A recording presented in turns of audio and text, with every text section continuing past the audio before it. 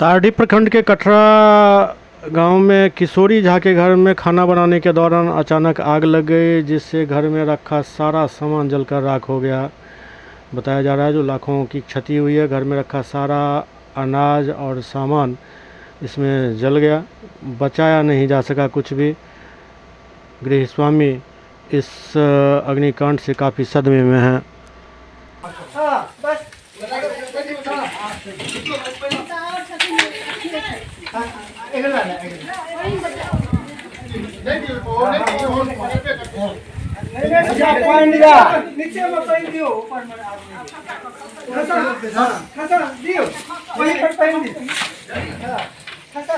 केना जरि गेली पूरा एते? आना सूती जरले, कोनो ने बुझबो नहीं केलिए। बड़ नुकसान भेलन तहन। हाँ, बड़ नुकसान भेल। बड़ नुकसान, इहो सब जरि गेल ना?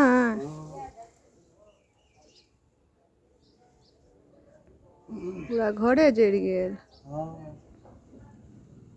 अहाँ कतऽ छलियै जहन आगि लागल तऽ? हम पूजा करते रही भीतर घर में।